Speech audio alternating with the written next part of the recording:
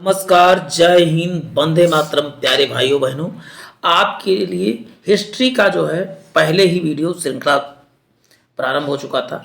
आज मैंने सोचा कि संविधान आपके लिए लेके आऊं।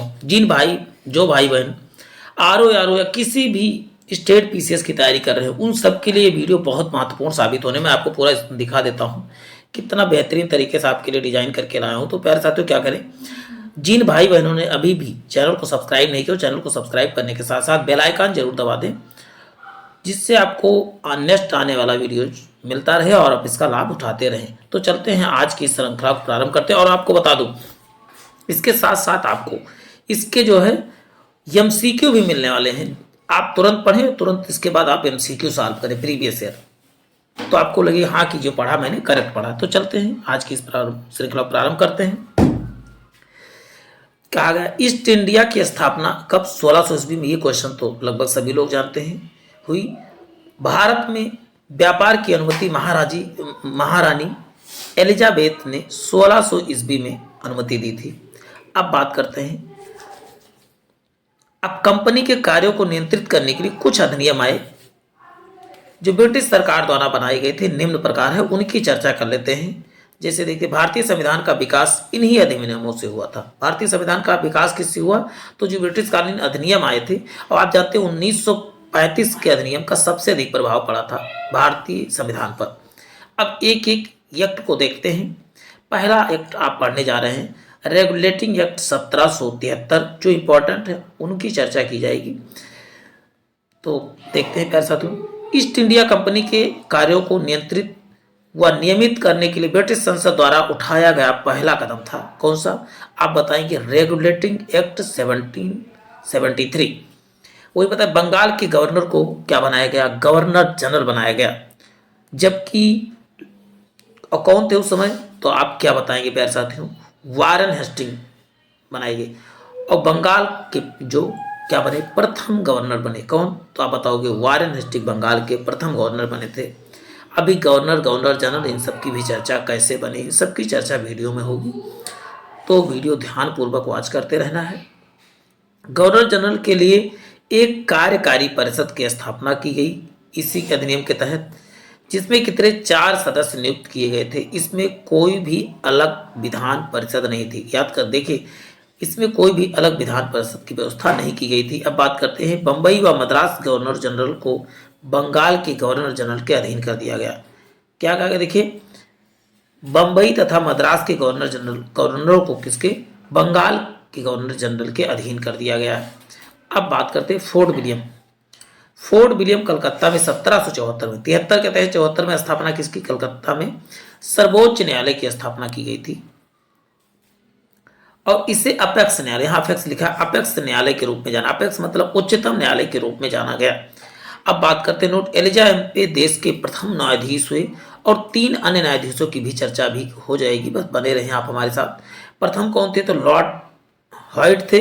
द्वितीय कौन से? तो लॉर्ड चैम्बर्स थे। और तृतीय क्या थे? लॉर्ड लेमेस्टर थे। पहला कौन थे? हॉइट, चैम्बर्स और लेमेस्टर। और प्रथम न्यायाधीश की बात सबसे अधिक यही पूछा जाता है, प्रथम न्यायाधीश कौन हुए सर्वोच्च न्यायालय के? तो आप बताएंगे एलिजाबेथ। और कब स्थापना हुई थी? तो इसका उत्तर बताएंगे 1774 में। किस एक्ट के तहत? तो रेगुलेटिंग एक्ट 1773 के तहत की गई थी। अब बात आगे बढ़ती है, कंपनी के नौकरशाह को निजी व्यापार करने तथा मूल निवासियों से रिश्वत लेने पर रोक लगा दी गई। पहले धुआंधार तरीके से रिश्वत चलता था, उसको क्या कर दिया गया? रोक लगा दिया गया।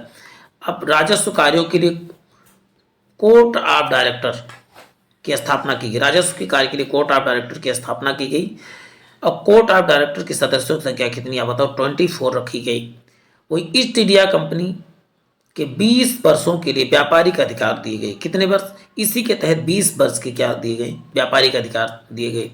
अब बात आती है पिट्स इंडिया एक्ट 1984। वैसे सामान्यतः 10 सालों बाद जो है ये कोई ना कोई एक्ट आता था, तो इस वजह 10 के 11वें साल आया है, 73 में था। अब कंपनी के वाणिज्य राजनीतिक कार्यों को अलग अलग कर दिए गए, यानी राजनीतिक कार्य अलग, और आपको बता दूं वाणिज्य मतलब क्या है? कॉमर्शियल कार्य अलग कर दिए गए कंपनी के।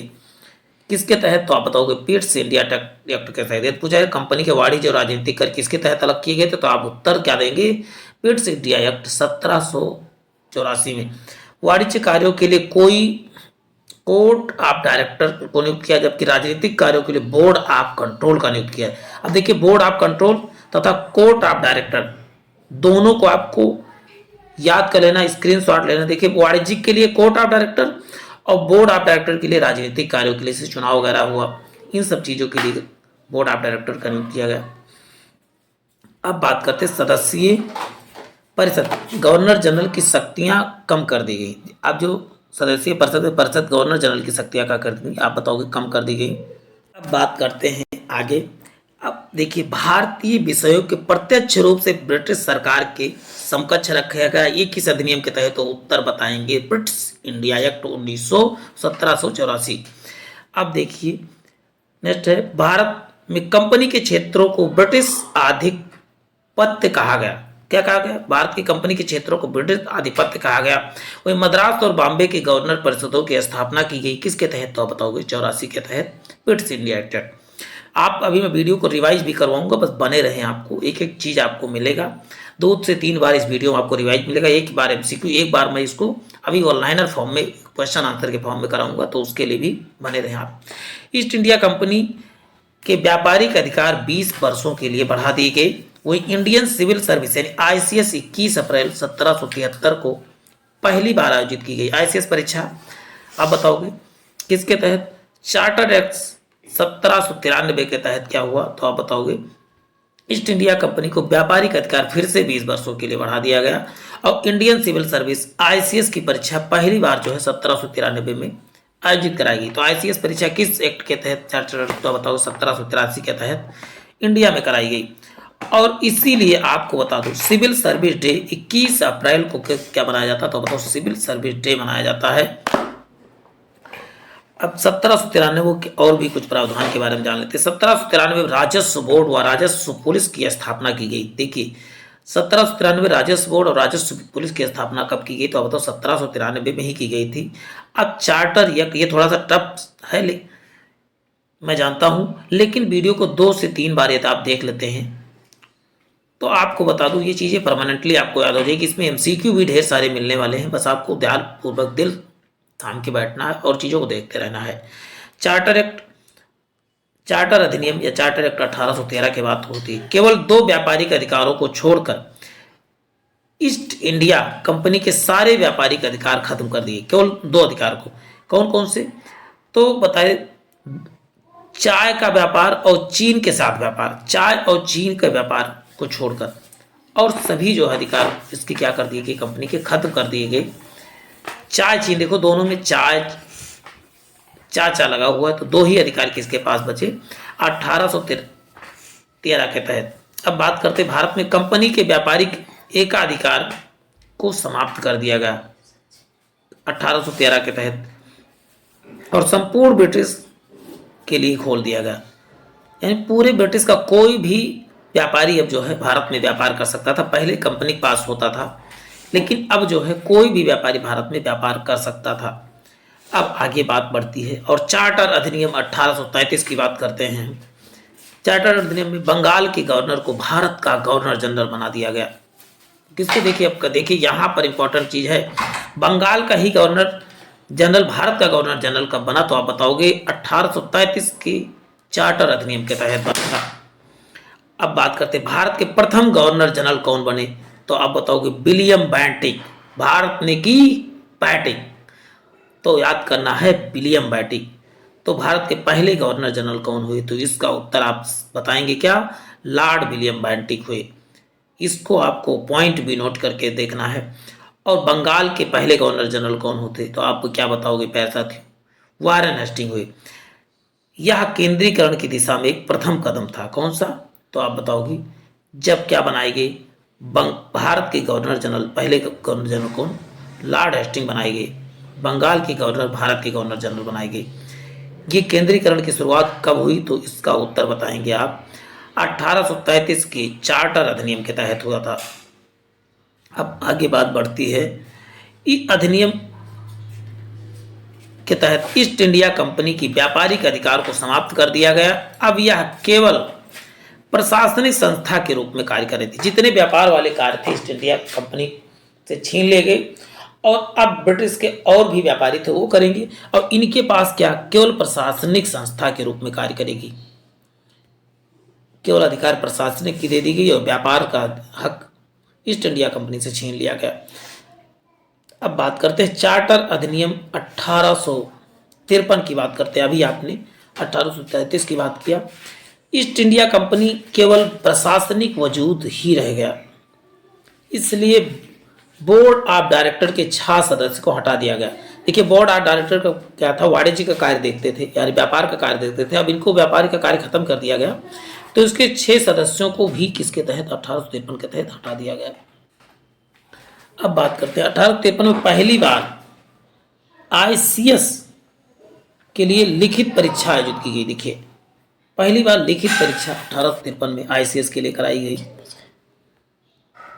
अब देखिए एक और भी मोड़ आया। गवर्नर जनरल के परिषद में विधायी व कार्यपालिका कार्यों को अलग कर दिया गया। किसके तहत, तो आप बताओगे 1853 में के तहत जो है विधायी तथा कार्यपालिका शक्ति अलग कर दिया गया। तो आप बताओगे रेगुलेटिंग या चार्टर एक्ट 1853 के तहत। अब बात होती है केंद्र विधान परिषद के 6 सदस्य, विधान परिषद में 6 सदस्य कर दिए गए और इन 6 सदस्यों में 4 बंबई, मद्रास और बंगाल और आगरा प्रांत की सरकारों से लिए गए, नियुक्त किए गए। और सिविल सेवकों की भर्ती के लिए प्रतियोगिता प्रणाली का इंट्रोड्यूस कराया गया। यानी सिविल सर्विस प्रतियोगिता यानी कि कॉम्पिटिटिव परीक्षा पर प्रारंभ कर की गई थी। तो आप क्या बताओगे सिविल सेवकों के लिए, तो आप बताओगे 1853 के तहत प्रारंभ की गई थी।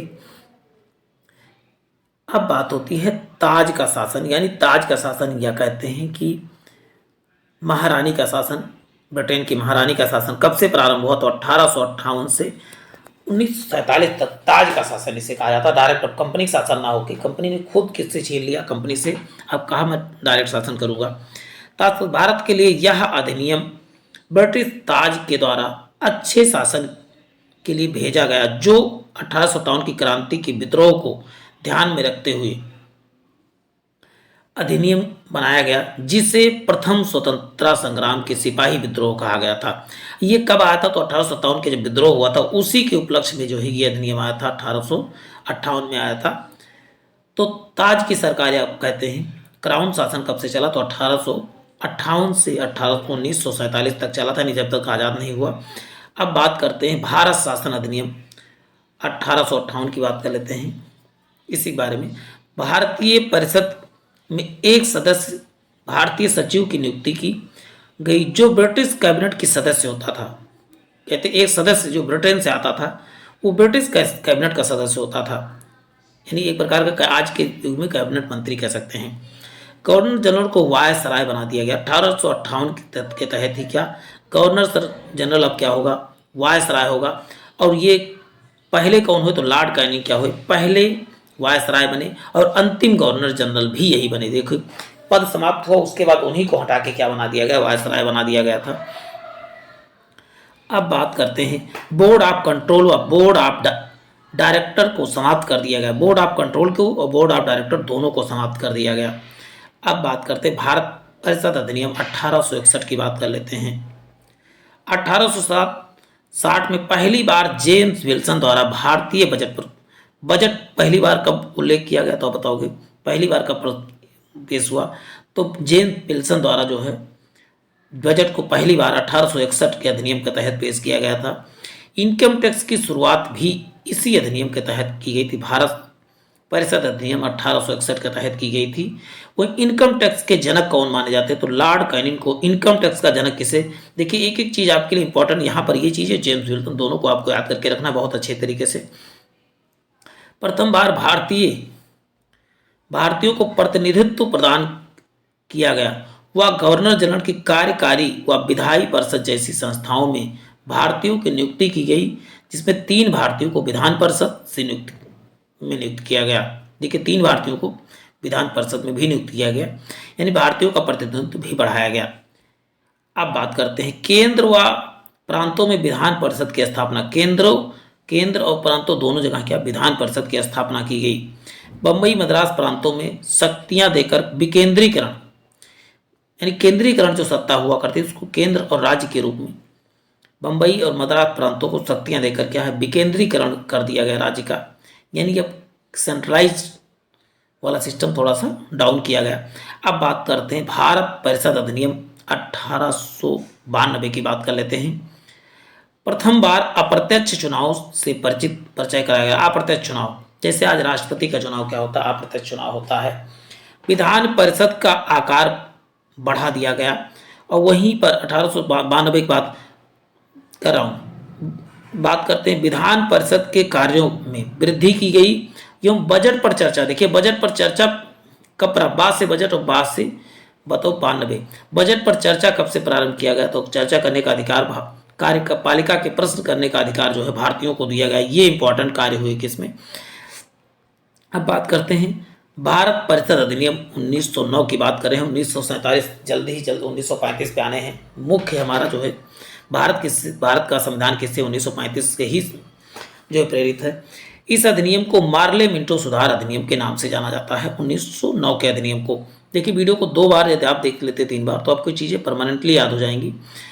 और कहा जाता है कि आरओ परीक्षा लगभग फरवरी में होनी है, तो लगभग अभी भी 80-90 दिन बाकी हैं, तो उसमें आपकी बहुत बेहतरीन तैयारी करवाई जा सकती है और की जा सकती है और पूरा सिलेबस इस चैनल पे कराया जाएगा। तो जिन भाई बहनों को तैयारी करना हो चैनल को तुरंत सब्सक्राइब कर लें। अब तो लॉर्ड मार्ले सचिव तथा लॉर्ड मिंटो तत्कालिक वायसराय थे।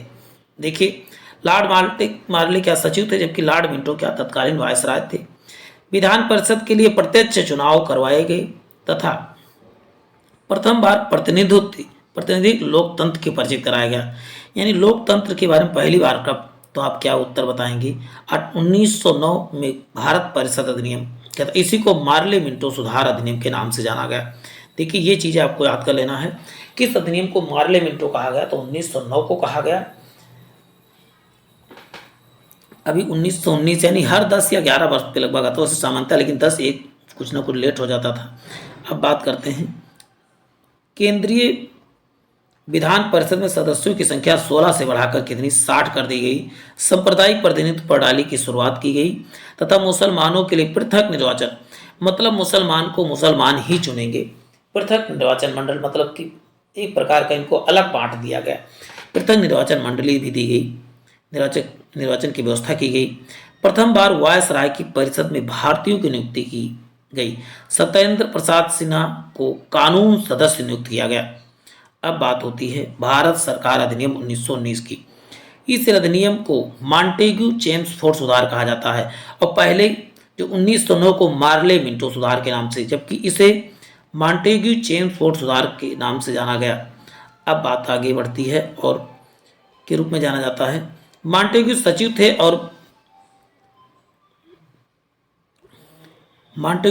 थे और भारत के वायसराय थे। सचिव प्लस वायसराय थे और चेम्सफोर्ड क्या थे, उस समय के वायसराय थे। अब नेक्स्ट बात करते हैं केंद्रीय विषयों का सीमांकन किया गया और उन्हें प्रांतीय विषयों से अलग कर दिया। आप देखते हो कि केंद्र का अलग विषय है और राज्य का अलग विषय है। ये भी किसमें, तो आप बताओ 1919 अधिनियम के तहत क्या था। दोहरी शासन योजना के तहत प्रांतों में द्वैध शासन कब आया, तो आप बताओगे 1919 में प्रांतों में द्वैध शासन आया था। 1919 में प्रांतों में द्वैध शासन 1919, जबकि केंद्र में द्वैध शासन कब आया, तो आप बताओगे 1935। अभी बात होगी, परेशान न हो। द्वैध प्रणाली के तहत प्रांतीय विषयों को 2 भागों में बांटा गया, एक हस्तांतरित विषय, एक आरक्षित विषय। हस्तांतरित मतलब जिसे ट्रांसफर किया जा सके, आरक्षित जिसे ट्रांसफर न किया जा सके। आरक्षित विषयों के तहत राज्यपाल विधान परिषद के प्रति उत्तरदायी नहीं था। प्रथम बार केंद्र में द्विसदनीय व्यवस्था लाई गई। द्विसदनीय से आप लोकसभा राज्यसभा उसी टाइप, प्रथम बार द्विसदनीय व्यवस्था लाई गई। राज्य परिषद में 60 सदस्य तथा विधान परिषद में 140 सदस्य किए गए। प्रत्यक्ष निर्वाचन व्यवस्था की शुरुआत भी कब की गई, तो आप बताओगे 1919 के। देखिए काफी सुधार धीरे धीरे हो रहे हैं, कहाँ पहले कितना अत्याचार था, अब भी। केंद्रीय लोक सेवा आयोग की स्थापना का प्रावधान लोक सेवा आयोग की स्थापना भारत में किया गया कब? 1919 अधिनियम के तहत। भारत में अधिनियम 1919 के तहत बनाए गए नियम को हस्तांतरित नियम के रूप में जाना गया। हस्तांतरित मतलब जिसको ट्रांसफर किया जा सकता है। 1928 में साइमन कमीशन भारत आया और ये वैधानिक आयोग के रूप में भी जाना जाता है। और ये बना कब था? 1927 में ब्रिटेन में बनाया गया था। अब बात होती है 1935 जो महत्वपूर्ण अधिनियम है। संघात्मक शासन सरकार की स्थापना की गई इसके तहत और प्रांतों और रियासतों की इकाई के रूप में शामिल किया गया। प्रांत और जो है रियासत तो राजाओं के रजवाड़े थे उनको जो है एक इकाई के रूप में बनाया गया। बनाते हुए अखिल भारतीय महासंघ की स्थापना का प्रावधान किसके तहत? भारत सरकार अधिनियम के तहत किया गया। अखिल भारतीय महासंघ की स्थापना की गई इसके तहत। अब वही बात करते हैं, अधिनियम द्वारा केंद्र और उसकी इकाइयों के मध्य शक्तियों के 3 सूची में विभाजित किया गया जो आज भी चल रहा है। संघ सूची में कितने? 59 विषय, जबकि प्रांत सूची में कितने? 54 विषय और समवर्ती सूची में उस समय कितने थे? बताओगे 36 विषय थे। ये बात है 1935 के तहत, तो इसको आप नोट कर लें। कितने? संघ सूची में 59 विषय, प्रांत सूची में 54 विषय और समवर्ती मतलब केंद्र और राज्य इस पे दोनों कानून बना सकते हैं। अब बात करते हैं प्रांतों में द्वैध शासन समाप्त कर दिया गया और प्रांतीय स्वायत्तता प्रदान की गई। प्रांतों में द्वैध शासन समाप्त कर दिया गया और प्रांतीय स्वायत्तता प्रदान की गई। अब बात करते हैं इस समय 6 प्रांत थे। कौन कौन से? असम, बंगाल, बॉम्बे, बिहार और संयुक्त प्रांत। टोटल कितने आप बताओगे? 6 प्रांत थे इस समय 1935 के तहत। संघीय न्यायालय की स्थापना का प्रावधान किया गया और भारतीय परिषद को क्या कर दिया गया? समाप्त कर दिया गया और वहीं केंद्र में द्वैध शासन की शुरुआत की गई। केंद्र में द्वैध शासन। अब 1919 में आप बताओगे राज्यों में द्वैध यानी प्रांतों में द्वैध शासन प्रारंभ किया गया था। अवशिष्ट शक्तियां किसके पास? आज भी अवशिष्ट शक्तियां केंद्र के पास। उस समय क्या होती थी? अवशिष्ट जो नहीं बची हुई शक्तियां किसके पास होती थी? आप बताओ। गवर्नर जनरल के पास होती थी। अब भारत स्वतंत्रता अधिनियम 1947 की बात करते हैं। लास्ट अधिनियम बात हो रही, इसके बाद हम एमसीक्यू पे चर्चा करेंगे और कुछ वन लाइनर्स भी देखेंगे। इसके द्वारा भारत के स्वतंत्र और संप्रभु राज्य घोषित किया गया। केंद्र और राज्यों में उत्तरदायी सरकार का गठन किया गया। देखिए यहाँ पर देखिए उत्तरदायी सरकार का गठन किया गया और स्वतंत्र और संप्रभु किस कहते तो 1947 के तहत हुआ था। वायसराय के पद को क्या कर दिया गया? समाप्त कर दिया गया और गवर्नर जनरल का पद कुछ ही समय टेम्परेरी के रूप में लाया गया। ये चीज़ें। पहले गवर्नर जनरल कौन बने तो आप बताओगे? पहले गवर्नर जनरल स्वतंत्र भारत के आप बताओगे माउंटबेटन बने, लेकिन प्रथम भारतीय गवर्नर जनरल कौन बने तो आप बताओ? सी राजगोपाल। अभी इन सबकी चर्चा करेंगे। अब बात संविधान सभा को दोहरे कार्य सौंपे गए, यानी संविधान और विधायी दोनों कार्य सौंपे गए। इसमें विधायिका को संप्रभु निकाय के रूप में घोषित किया, यानी विधायिका एक संप्रभु मतलब ये किसी पर डिपेंड नहीं रहेगी, संप्रभु निकाय के रूप में घोषित किया गया। अब थोड़ा सा चार्टर एक्ट 1833 एक्ट की बात की पहले बात कर लेते हैं। चार्टर अधिनियम 1833 से पहले के अधिनियमों को रेगुलेटिंग अधिनियम और बाद में अधिनियमों को भारत शासन अधिनियम कहा गया। इसमें भारत शासन अधिनियम की बात लिखना था, भारत शासन अधिनियम कहा गया। अब बात करते हैं लॉर्ड वारेन हेस्टिंग ने 1772 में जिला कलेक्टर का पद बनाया था, लेकिन न्यायिक शक्तियां जिला कलेक्टर के बाद कार्नवालिस के द्वारा प्रदान की गई थी। ये सब चीज़ें इंपॉर्टेंट थी, आप ये भी देख लीजिए, कुछ चीज़ें और भी देख लेंगे। लॉर्ड मेयो के वित्तीय विकेंद्रीकरण के संकल्प ने भारत में स्थानीय स्वशासन का क्या विकास किया था? कब किया था? 1857 में। स्थानीय स्वशासन का जनक किसे? ये और पहली बार जनगणना किसके कार्यकाल में हुई थी तो आप बताओगे लॉर्ड मेयो के कार्यकाल में ही हुई थी 1872 में। और वही बात करते हैं लॉर्ड रिपन के। लॉर्ड रिपन ने संकल्प स्थानीय स्वशासन के मैग्ना कार्टा के रूप में प्रतिष्ठित किया और भारत में स्थानीय स्वशासन के रूप में स्थापित किया था। स्थानीय स्वशासन मतलब पंचायतों का स्थापना किसने? लॉर्ड रिपन ने किया। और आपको तो लॉर्ड रिपन ने 1881 में जनगणना को भी प्रारंभ करवाया था, ये भी जान लीजिए। चार्टर अधिनियम, अब कुछ चीज़ें और रिकॉल कर रहे हैं हम सब। चार्टर अधिनियम 1833 अधिनियम 1909 से पहले महत्वपूर्ण अधिनियम था। 1909 के फिर सबसे महत्वपूर्ण अधिनियम 1833 है। अब अधिनियम 1919 के द्वारा प्रदान की गई कार्यकारी परिषद 1947 के वायसराय की सलाह देती थी। 47 तक देखिए, जो 1919 में गठित किया गया था कार्यकारी परिषद, 1947 तक कार्यकारी सलाह देती थी।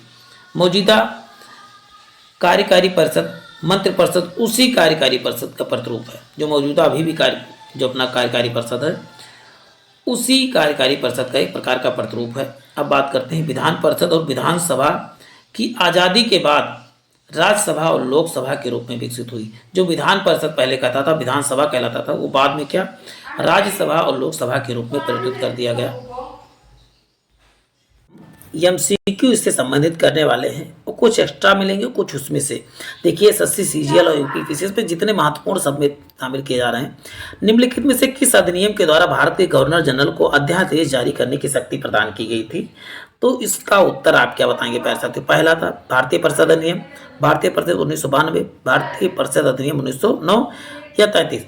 तो इसका उत्तर बताएंगे भारतीय परिषद अधिनियम 1861 के तहत जो है गवर्नर जनरल को अध्यादेश जारी करने की शक्ति मिली थी। तो इसका उत्तर ए करेक्ट हो जाएगा। अब बात करते हैं भारत के गवर्नर जनरल को किस एक्ट के द्वारा अपनी समिति को निर्णयों को अस्वीकार करने का अधिकार मिला? अस्वीकार यानी कि मना करने का अधिकार मिला। तो आप बताओ, पहला है 17 ईस्ट इंडिया एक्ट या अमेंडमेंट एक्ट या 1813 का चार्टर एक्ट, 1773 का रेगुलेटिंग एक्ट। तो इसका उत्तर क्या हो जाएगा प्यारे साथियों? तो 1786 का अमेंड। देखिए इन सब चीज़ों का चर्चा मैंने वहाँ नहीं किया, यहाँ पर क्वेश्चन आंसर के रूप में शामिल कर लिया। अभी और चीज़ें मिलेंगी। तो आप बताओगे 1866 के अमेंडमेंट एक्ट के तहत जो है क्या हुआ था कि अब समिति के निर्णयों को जो है अस्वीकार करने का अधिकार प्राप्त हुआ था। अब बात नेक्स्ट होता है मार्ले मिंटो सुधार की बात कर लेते हैं। मार्ले मिंटो सुधार का उद्देश्य क्या था? देखिए स्टेनोग्राफर में पूछा गया क्वेश्चन है। युद्ध में सहयोग हेतु तैयार करना, पूर्ण स्वतंत्रता देना, पृथक निर्वाचन प्रणाली या भारतीयों को भागीदारी बढ़ाना।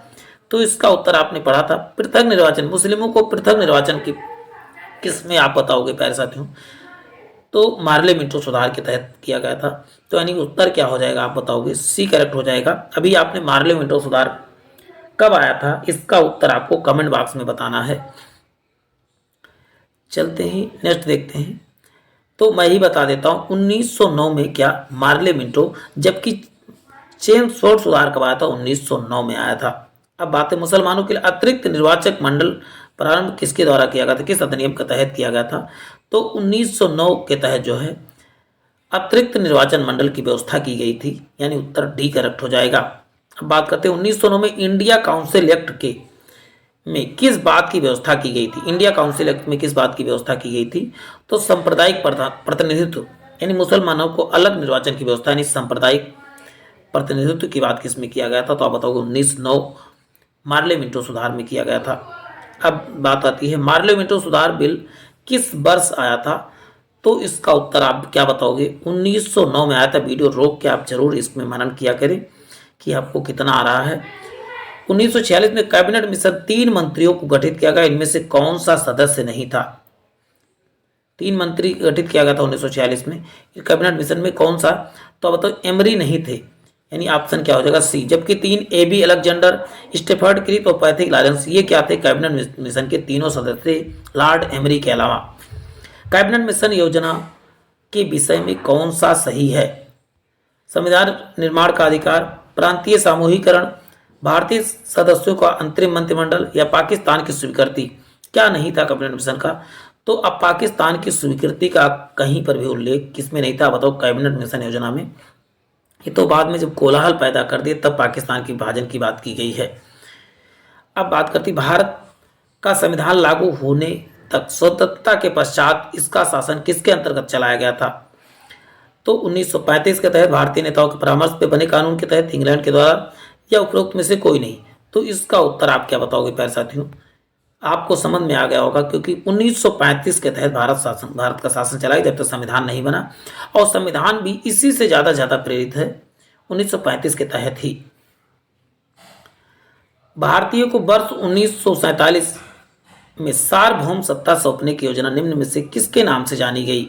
सार्वभौम सत्या सुप्रीम, मार्टे मिंटो योजना, माउंट बेटन योजना, बेबल योजना, डूरंड योजना। तो आप बताओ किसके तहत जो है भारतीयों को शासन सौंपा गया था? तो इसका उत्तर बताइए कि माउंट बेटन योजना के तहत जो है सत्ता हस्तांतरण की गई थी और यही भारत के पहले गवर्नर जनरल बने थे स्वतंत्र भारत के, माउंट बेटन ही। कौन सा सुमेलित है पूछा गया है? पहला है भारत शासन अधिनियम 1935 में स्वशासन के लिए था, कैबिनेट मिशन संविधान सभा के गठन के लिए था, साइमन की कमीशन भारत विभाजन के लिए था, मार्ले मिंटो सांप्रदायिक प्रतिनिधित्व के लिए था।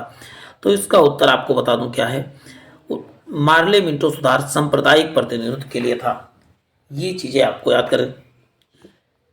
अब बात करते B.R. अम्बेडकर और महात्मा गांधी के मध्य 1932 में हस्तांतरित पूना समझौते का प्रावधान क्या था? पूना समझौते का प्रावधान क्या था?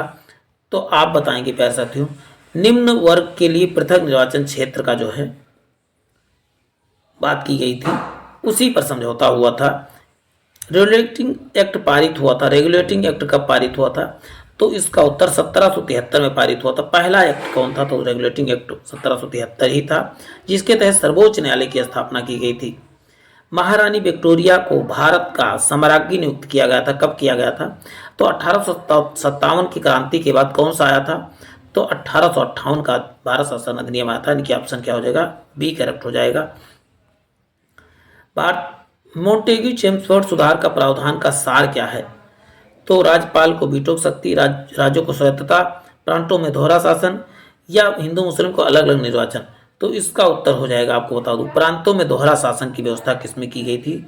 तो आप बताओगे मॉन्टेग्यू चेम्सफोर्ड सुधार कब आया था? तो 1919 में मॉन्टेग्यू चेम्सफोर्ड सुधार आया था, 1919 में आया था।